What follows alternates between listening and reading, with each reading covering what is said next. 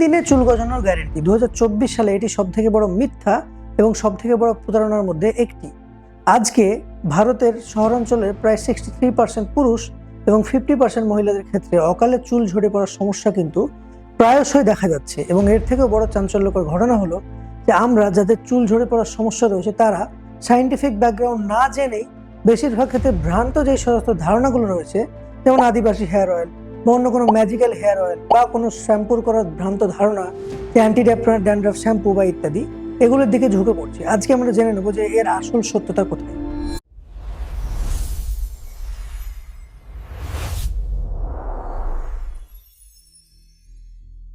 চুল পড়ার সমস্যা এই মুহূর্তে শুধুমাত্র একটি শারীরিক প্রবলেম নেই, বরং এটি একটি বৈশ্বিক বা গ্লোবাল স্কেলে মানুষের মানসিক, অর্থনৈতিক এবং পুরোপুরিভাবে ইমোশনাল স্ট্যাটাসের সাথে জড়িত।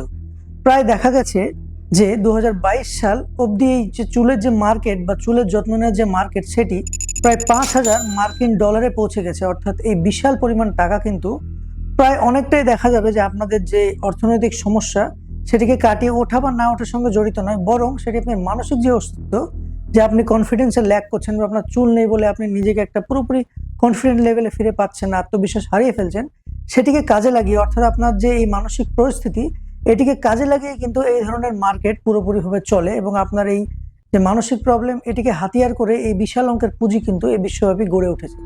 রিসার্চে প্রায় দেখা গেছে যে 85% পুরুষ এবং 50% নারী জীবনের কোনো না কোনো একটি পরিস্থিতি বা কোনো না কোনো একটি সময়ে তারা চুল পাতলা হওয়া বা টাক পড়ার মতো সমস্যার মধ্যে দিয়ে গেছেন। তাই আমরা আজকে বিশ্লেষণ করতে চলেছি যে এই যে চুল পড়ার বিষয়, আসলে ট্রুথ কোথায়। কেননা মার্কেটে এত কিছু অ্যাভেলেবেল এবং এত ধরনের মহা ঔষধি বা ম্যাজিক অয়েল, ম্যাজিক শ্যাম্পু, আদিবাসী হেয়ার অয়েলের মতো বিভিন্ন জিনিস এমনভাবে ছড়িয়ে পড়েছে, অনেকেই ভাবছে যে হয়তো চুল ইজিলি আমার ঠিক হয়ে যাবে, বা অনেকে ভাবছে এত খরচ করলাম তবুও চুল ঠিক হচ্ছে না, হয়তো কোনোদিন ঠিকই হবে না।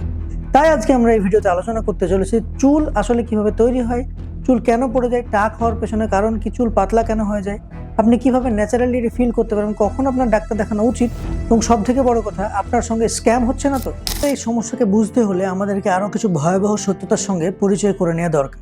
যেমন 2024 সালের রিপোর্ট অনুযায়ী সাধারণত এই চুল পড়ার বা টাকের যে সমস্যা সেটি কিন্তু বেশিরভাগ ক্ষেত্রে উত্তর আমেরিকা বা ইউরোপের মতো দেশে বেশি দেখা যায়, কিন্তু ভারতের মতো দেশও কিন্তু এই ক্ষেত্রে পিছিয়ে নেই। দেখা গেছে যে প্রায় 21 থেকে 61 বছর বয়সের মানুষদের মধ্যে 63% কিন্তু কোনো না কোনো চুলের জনিত সমস্যায় ভুগছেন। অর্থাৎ কারো হয়তো প্যাটার্ন বল্ডনেস বা বংশগত টাকের সমস্যা, কারো হয়তো চুল ঝরে পড়া, কারো চুল পাতলা হওয়া, কারো বা ড্যান্ড্রাফের বা এই ধরনের বিভিন্ন ধরনের প্রবলেম তারা ভুগছেন। এবং তার থেকেও বড় চিন্তার বিষয় হলো যে ভারতের মেট্রো শহরগুলিতেও কিন্তু 21 বছরের কম বয়সী যুবক বা যুবতীর ক্ষেত্রেও চুলের সমস্যা আস্তে আস্তে দেখা যাচ্ছে। তো এখান থেকে আমরা এটাই জানতে পারছি যে এই সমস্ত সমীক্ষা আমাদেরকে এটাই জানায় যে চুল পড়া বা চুলের এই সমস্যা কিন্তু এখন আস্তে আস্তে মহামারীর স্কেলে পৌঁছচ্ছে, এবং এটিকে কিন্তু আমাদের রুখে দেওয়া দরকার। অ্যাড বা বিজ্ঞাপনে বিভিন্ন সেলিব্রিটিরা অনেক সময় দাবি করে থাকেন যে এই নির্দিষ্ট ব্র্যান্ডের শ্যাম্পু বা নির্দিষ্ট ব্র্যান্ডের তেল ইউজ করলে আর কোনো খুশকি হবে না বা আপনার চুল ঘন হয়ে যাবে, বা তাদের যে এই কালো ঘন চুলের রহস্য এই শ্যাম্পু বা এই তেলে লুকিয়ে রয়েছে। যদি আপনারা সবাই জানেন যে অ্যাড মার্কেট কিভাবে কাজ করে, কোনো একটি পার্টিকুলার ব্র্যান্ড হয়তো আমাকে কিছু টাকা দিয়ে বললো যে আপনি আমার এই ব্র্যান্ডটিকে এন্ডোর্স করুন, তখন আমি সেই ব্র্যান্ডটিকে নিয়ে আপনাদের সামনে জানাবো যে এই ব্র্যান্ডটি আপনারা ইউজ করুন, যদিও আদৌ আমি সেই ব্র্যান্ডটি ইউজ করেছি কিনা কোনো ঠিক নেই।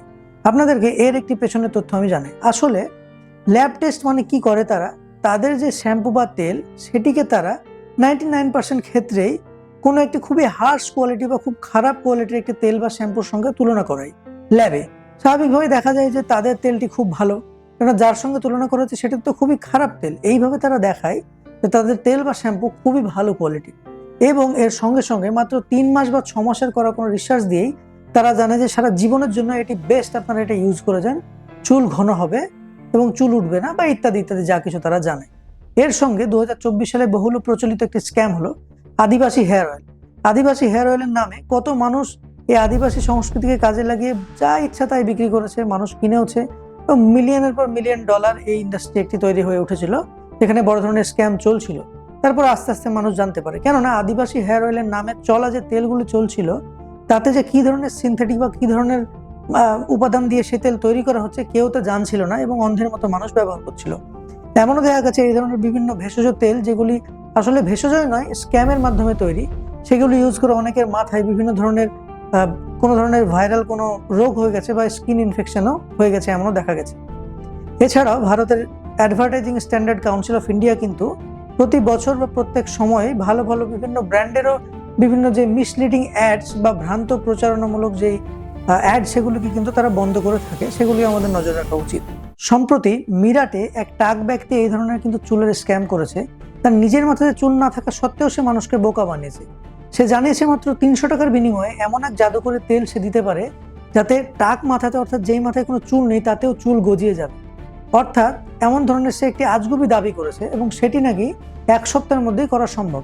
এবং হায়দ্রাবাদেও একই ধরনের স্ক্যাম হয়েছে, বা আপনারাও গ্রাম শহরের দিকে বিভিন্ন বাজারে অনেক সময় দেখবেন যে গাড়িতে অনেকে প্রচার করে থাকে যে কোনো মাথাতে কিন্তু চুল গজাবে এই অদ্ভুত জাদুকরি ভেষজ বা আয়ুর্বেদিক বা কোনো ধরনের তেল ইউজ করলে। আপনারা নিজেও হয়তো বেশিরভাগ মানুষই জানেন যে এটি কত বড় ধরনের একটি স্ক্যাম। এবং আজকে সোশ্যাল মিডিয়ার যুগে, যেখানে কোনটি সত্য কোনটি মিথ্যা বোঝা মুশকিল, এই এআই এর যুগে বোঝাই যাচ্ছে না যে কোনটি আসল কোনটি নকল। সেখানে আপনি কি করে বুঝতে পারবেন যে তেল কাজ করছে কি না? যেখানে এত রকমের ল্যাব রিপোর্ট, আমাদের ভালো ভালো সেলিব্রিটিরা অবধি তাদেরকে সঙ্গ দিচ্ছেন যারা স্ক্যাম করছে। তাই আমি রিকোয়েস্ট করব, আপনারা চেষ্টা করুন যে চুল আসলে কিভাবে বড় হয়। প্রথমত আমি আপনাদেরকে জানাবো যে একটি চুল জৈবিকভাবে বৃদ্ধির জন্য অন্তত 3 থেকে 6 মাস দরকার। সেখানে কি করে 1 মাসে কোনো তেল চুল তৈরি করতে পারে? তাই আমরা এখন আলোচনা করি যে অ্যাকচুয়ালি চুল কিভাবে বৃদ্ধি হয়। প্রথমত 3টে পর্যায়ে চুলের বৃদ্ধি হয়। প্রথম হলো অ্যানোজেন। অ্যানোজেন মানে হচ্ছে চুল যখন বৃদ্ধি হতে থাকে, শুরু হতে থাকে। তারপরে পর্যায়ে হলো ক্যাটাজেন। এই ক্যাটাজেন পর্যায়ে চুল অন্তর্বর্তী পর্যায়ে, মানে চুল কিছুটা বৃদ্ধি হয়ে রয়েছে এমন পর্যায়ে।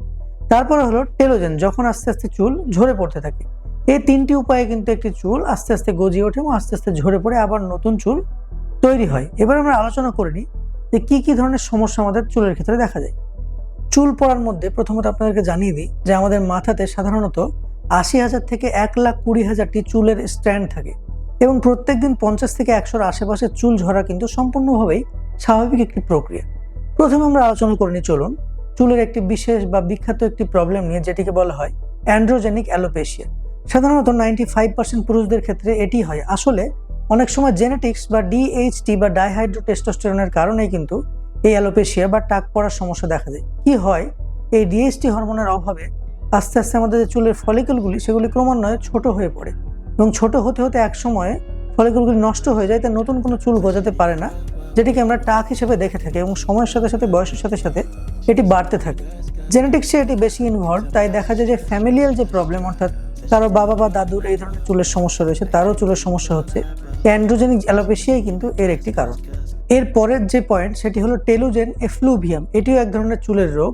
অনেক সময় যে সাময়িক স্ট্রেস বা অত্যন্ত উচ্চ কোনো টেনশনে আমরা থাকি, বা আমাদের উচ্চ জ্বর হয়, যেমন কোভিড-19, বা অন্য কোনো ধরনের অপারেশন হয়, তারপরেও কিন্তু এই চুল ঝরার সমস্যা দেখা যায়। অর্থাৎ হঠাৎ করে দেখা যায় চুল ঝরছে, চুল আস্তে আস্তে পাতলা হয়ে যাচ্ছে। কিন্তু এটি স্বাভাবিকভাবে 3-4 মাস পরে, অর্থাৎ সুস্থ হয়ে ওঠার পরে আস্তে আস্তে আবার কিন্তু ফিরে আসে, বা সামান্য কিছু ওষুধের হেল্পে কিন্তু এই সমস্যাটি ঠিক হয়ে যায়। এরপরে প্রবলেম হলো অ্যালোপেশিয়া এরিয়াটা। এটি একটি অটোইমিউন রোগ। অনেক সময় দেখা যায় যে আমাদের শরীরের ভেতরের যে কোষগুলি রয়েছে তাদেরকে আমাদেরই অটোইমিউন সিস্টেম অ্যাটাক করে ফেলে এবং সেই কারণে আমাদের ফলিকলগুলি নষ্ট হয়ে যায় এবং চুলে বা দাড়িতে বিভিন্ন জায়গায় চাকা চাকা গোল গোল বা বিভিন্ন আকৃতির কিন্তু প্যাচ হয়ে যায়, বা সেই জায়গায় পার্টিকুলার কোনো একটি গোল জায়গা হয়তো চুল উঠে গেছে। এটিকে অ্যালোপেশিয়া এরিয়াটা বলা হয়। এটিও কিন্তু আমাদের হোমিওপ্যাথিতে সম্পূর্ণভাবে নির্ভরযোগ্য একটি রোগ। এবং এরপরে আরো বিভিন্ন ধরনের চুলের টাইপ রয়েছে, যেমন এরপরের পয়েন্টটি হলো ট্র্যাকশন অ্যালোপেশিয়া। অর্থাৎ অনেক সময় চুলকে শক্তভাবে বেঁধে রাখার কারণে বা বাহ্যিক কোনো কারণে যখন চুলকে খুব জোরে টানা হয়, তখন ফলিকল সহ চুলটি ছিঁড়ে উঠে যায়। সেটিকে বলা হয় ট্র্যাকশন অ্যালোপেশিয়া। কেননা চুলের ফলিকল যদি ছিঁড়ে উঠে যায়, তখন চুল সেখান থেকে তৈরি হওয়া খুব মুশকিল হয়ে যায়, অ্যালোপেশিয়ার প্রবলেম দেখা। বন্ধুরা, বিশ্ববিখ্যাত নেচার জার্নালে দাবি করানো হয়েছে MCL1 নামক একটি প্রোটিন কিন্তু এই চুলের গজানোর ক্ষেত্রে বা চুলের বৃদ্ধির ক্ষেত্রে দায়ী। চুলের যে স্টেম সেল তাকে বেঁচে রাখার জন্য এই MCL1 প্রোটিনটি অপরিহার্য এবং এই প্রোটিনের সাহায্যে কিন্তু চুল আস্তে আস্তে বেড়ে ওঠে। প্রিয় ভিউয়ার্স, আপনারা হয়তো জানেন যে আমাদের পূর্বপুরুষরা অনেক বেশি সুন্দর এবং ঘন চুলের অধিকারী ছিলেন, কিন্তু তার কারণ কি আমরা কি কখনো ভেবে দেখেছি? আসলে এখন সায়েন্টিফিকভাবে জানা যাচ্ছে গাট ব্রেন হেয়ার অ্যাক্সিস বলে একটি জিনিস রয়েছে। অর্থাৎ আমাদের পেটের সঙ্গে আমাদের ব্রেন এবং আমাদের চুলের কিন্তু একটি যোগাযোগ রয়েছে। আমাদের যে পূর্বপুরুষ, তাদের যে খাদ্যাভ্যাস, তাদের যে হজম শক্তি, পরিপাকতন্ত্র, তা ছিল ভীষণই একদমই উজ্জীবিত এবং শক্তিশালী, যে জন্য তাদের চুল এত ভালো ছিল। কেননা এখন দেখা গেছে যে ল্যাক্টোব্যাসিলাস রুটেরাই নামক একটি পেটের একটি মাইক্রোবায়োম বা একটি অণুজীব, সেটি কিন্তু আমাদের চুলকে হেল্প করে ফলিকলকে শক্ত করতে। এছাড়াও বিভিন্ন ধরনের ভিটামিন ও মিনারেল আমাদের চুলকে কিন্তু হেল্প করে গ্রো করতে, শক্ত হয়ে থাকতে এবং সহজে যাতে ছিঁড়ে না পড়ে সেইভাবে চুলটিকে ধরে রাখতে। এবং আমাদের পেটের অন্ত্রের স্বাস্থ্যের সঙ্গে কিন্তু চুল ডাইরেক্টলি ইফেক্টেড, এবং এই জন্য পেট খারাপ হলে কিন্তু চুল উঠে যাওয়ার সমস্যা বেশি দেখা যায়। অনেকের চুল অল্প বয়সে যে পেকে যায়, এই ধরনের প্রবলেমগুলো কিন্তু পেটের সমস্যা থেকে হয়ে থাকে। তাই আমাদের পূর্বপুরুষকে অনুসরণ করে আমরা যদি আমাদের পেটকে সুস্থ রাখতে পারি, ভালো রাখতে পারি, আমাদের চুল কিন্তু ন্যাচারালি অনেকটাই ইফেক্টিভ বা শক্তিশালী থাকবে যদি আপনারা চেষ্টা করে দেখেন। ভিউয়ার্স, আমরা হয়তো জেনে ফেলেছি এতক্ষণের মধ্যে যে চুল ওঠার সমস্যাটি একটি বাহ্যিক সমস্যা নয়, বরং এটি অভ্যন্তরীণ পুরো স্বাস্থ্যগত একটি সমস্যা। আপনাদের সঙ্গে শেয়ার করে নিই কিছু ব্লাড টেস্ট, যার মাধ্যমে আপনারা জানতে পারবেন যে চুলের আসলে কি পরিস্থিতি আপনার রয়েছে বা এটি কন্ট্রোল করা যেতে পারে। প্রথমত হলো সিরাম ফেরিটিন। সিরাম ফেরিটিন হলো আপনার রক্তের মধ্যে সঞ্চিত আয়রনের পরিমাণ। কেননা আয়রন যদি ঘাটতি দেখা যায়, তখন কিন্তু আমাদের ফলিকলের গোড়াগুলোতে অক্সিজেন সরবরাহ হয় না এবং গোড়া থেকে ফলিকল নষ্ট হয়ে যাওয়ার, চুল উঠে যাওয়ার সম্ভাবনা থাকে। দ্বিতীয়ত হলো ভিটামিন D3। ভিটামিন D3 ভারতের একটি বড় জনগোষ্ঠীর মধ্যে অভাব রয়েছে, এবং এই D3 অভাবের জন্য কিন্তু আমাদের চুলের যে বৃদ্ধি তাতে কিন্তু প্রবলেম দেখা যায়। তাই D3 টেস্ট করলে আপনারা জানতে পারবেন যে D3 ঠিক রয়েছে কিনা। তৃতীয়ত হলো ফোলেট বা বি ভিটামিন বা বি কমপ্লেক্স ভিটামিন যেটাকে বলা হয়। এটি কিন্তু আমাদের রক্ত তৈরি করতে হেল্প করে, এবং যদি রক্ত তৈরি ঠিকঠাক না হয় তখন কিন্তু চুলের প্রবলেম হবে। এবং চতুর্থ এবং মোস্ট ইম্পর্টেন্ট হলো থাইরয়েড প্রোফাইল। থাইরক্সিন হরমোনের কারণে কিন্তু আমাদের চুল উঠে যাওয়ার মতো সমস্যা দেখা যেতে পারে, বা চুল পেকে যাওয়া, এগুলো কিন্তু থাইরয়েডের সঙ্গে জড়িত রয়েছে। তাই থাইরয়েড প্রোফাইল করে দেখে নেওয়া উচিত আপনার কোনো থাইরয়েড ডিসঅর্ডার হয়েছে কি। চুলের ক্ষেত্রে কেরাটিন নামক প্রোটিন কিন্তু খুবই প্রয়োজনীয়। তাই আপনার অভ্যন্তরীণ শরীরে যদি আপনি সঠিক পুষ্টি না পাঠান বা সঠিক খাদ্য না খান, কোনো রকম ম্যাজিক্যাল তেল বা কোনো রকম ম্যাজিক্যাল শ্যাম্পুই কিন্তু আপনাকে কোনো রকম ভাবে হেল্প করতে পারবে না। তাই প্রথমত প্রোটিন, আপনারা বিভিন্ন রকম ভালো মাংস এবং তার সঙ্গে আরো প্রোটিন জাতীয় যা খাবার সেগুলি খান, কেননা প্রোটিন চুলে হেলদি রাখার জন্য খুবই দরকারি। তারপরে আমাদের আয়রন এবং ভিটামিন সি এর প্রয়োজনীয়তা রয়েছে, কেননা আয়রন ছাড়া কিন্তু চুল ভালো তৈরি হতেই পারে না। তাই আয়রনের জন্য আপনারা পালং শাক খান, এবং তার সঙ্গে আয়রন পাওয়া যাবে এমন গুড় খান, আরো যা কিছু খাদ্যে আয়রন পাওয়া যায় সেগুলি খান। এবং আয়রনকে ভালোভাবে অ্যাবজর্ব করার জন্য দরকার ভিটামিন সি। তাই আপনারা লেবু খান যেখান থেকে, বা আমলকি খান যেখান থেকে আপনারা ভিটামিন সি সংগ্রহ করতে পারবেন। এরপরে আপনারা জিঙ্ক খেতে পারেন। জিঙ্ক কিন্তু চুলের জন্য খুবই হেল্পফুল, কারণ জিঙ্ক তিসিতে থাকে, ফ্ল্যাক্সিডের মধ্যে থাকে, এই ধরনের বিভিন্ন জিনিসে জিঙ্ক থাকে। জিঙ্ক যাতে থাকে সেগুলি আপনারা খেয়ে নিন। এরপরে আমাদের বায়োটিন বা B7 ভিটামিনটি দরকার। এই বায়োটিন কোথায় থাকে সেটা আমরা দেখে নেওয়া দরকার। যেমন ধরুন ওটস, কলা বা এই ধরনের খাবারের মধ্যেও কিন্তু বায়োটিন থেকে থাকে। এছাড়াও বন্ধুরা আমাদের ওমেগা 3 ফ্যাটি অ্যাসিড দরকার, যেটি তিসি বীজের মতো ফ্ল্যাক্সিডের মধ্যে বা আখরোটের মধ্যে এই ধরনের ওমেগা 3 ফ্যাটি অ্যাসিড থাকে। এই খাবারগুলি আপনারা খান চুলকে সতেজ রাখার জন্য। এবং এর সঙ্গে সঙ্গে সব থেকে ইম্পর্টেন্ট একটি ফ্যাক্ট আপনাদেরকে জানাই, যেটা হলো রাসায়নিক বর্জন। আপনারা যে ধরনের রাসায়নিক ইউজ করেন থাকেন, বিভিন্ন ধরনের প্রচুর শ্যাম্পু, দামি দামি বিভিন্ন রকমের তেল, সিরাম, এটা সেটা অনেক কিছু ইউজ করার কারণে দেখা গেল চুল ভালো থেকে খারাপে বেশি হয়ে যাচ্ছে। আমি মানছি যে ভালো কিছু ব্র্যান্ড রয়েছে, ভালো কিছু শ্যাম্পু, তেল অবশ্যই বাজারে প্রচলিত, ভালো তো থাকবেই, কিন্তু খারাপও প্রচুর রয়েছে যেগুলি আপনারা অনেকে ইউজ করে থাকেন, এবং সেগুলি ইউজ করার জন্য চুল আরো আস্তে আস্তে পাতলা হয়ে যাচ্ছে, আরো ক্ষতি হয়ে যাচ্ছে। এবং চুল কালারিং করার জন্য বা চুলকে হিট স্টাইলিং করার জন্য কিন্তু চুলের ফলিকল অনেক সময় ক্ষতিগ্রস্ত হচ্ছে এবং চুল পড়ে যাচ্ছে। তাই এই রাসায়নিক বর্জন করুন, এবং ভেষজ শ্যাম্পু বা রিঠা, আমলকির মতো জিনিস ইউজ করা, বা বাড়ির তেলকে ইউজ করা, চুলে সেগুলো লাগানো, এগুলিও কিন্তু পুরোনো পদ্ধতির মতো আমরা চুলকে ভালো রাখতে সক্ষম। এবং এমন নয় যে আপনাকে ভালো ভালো দামি জিনিসগুলো ইউজ করতেই হবে বা মডার্নাইজ হতেই হবে, তার কোনো কিন্তু মানে নেই। তাই চুলকে সুস্থ রাখতে প্রাকৃতিক থাকুন। চুল পড়া কেবলমাত্র একটি বাহ্যিক সমস্যা নয়, বরং এটি আপনার গভীর শরীরের একটি সমস্যা। তাই এটিকে আপনার সিরিয়াসলি নিন। বিভিন্ন ধরনের লোকাল যে তেল বা শ্যাম্পু ইউজ করে বেঁচে যাবেন বা সুস্থ হয়ে যাবেন, এই মানসিকতা থেকে বেরিয়ে আসুন এবং সঠিক কোনো ডাক্তারের পরামর্শ নিন। এবং এই চুলের যে একটি বড় ধরনের ব্যবসা, যে ভুয়ো ব্যবসা, স্ক্যাম, এখান থেকে বাঁচুন।